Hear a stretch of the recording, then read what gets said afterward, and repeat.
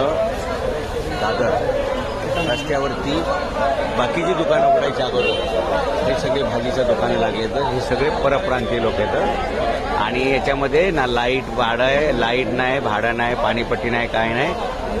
आणि तुम्ही मराठी पोरं सकाळी दात घासून उठायच्या अगोदर यांचा धंदा संपलेला असतोय. तुमच्या 10 पट हे पैसे कमवतात म्हणून हे मुंबईवरती राज्य करतायत. बघा हे दादरचं चित्र आहे. आणि तुम्ही मराठी पोरं मात्र तुम्हाला टेन्शन नेहमी हेच, दादाचं काय होईल, ताईचं काय होईल, अण्णाचं काय होईल, तात्याचं काय होईल, दादा आप्पाचं काय होईल, बापूचं काय होईल.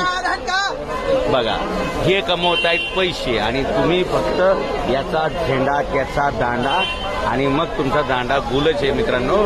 अरे बघा स्वतःचा उद्योग धंदा व्यवसाय करा. किती लांबून ही माणसं येत आहेत आणि झपाझप पैसे कमवत आहेत. तुम्ही सकाळी दात घासून उठायच्या अगोदर यांचा गल्ला छापून तयार असतोय. आणि बघा पूर्ण रस्ता व्यापलेला आहे. कोण आहेत सगळे यात आपले बघा मराठी किती लोक आहेत. जरा शिका पोरांनो. उठा लवकर उठा. जर तुम्ही आत्ता सावध झाले नाही तर जसं तुम्हाला मुंबईतून हाकलून दिलेले तसं तुम्हाला महाराष्ट्रातून सुद्धा तुमच्या गावातून सुद्धा हद्दपार व्हायची वेळ येईल. बघा हे सगळे कोण आहेत बघा. रस्ता तुमचाच आहे, सरकारचा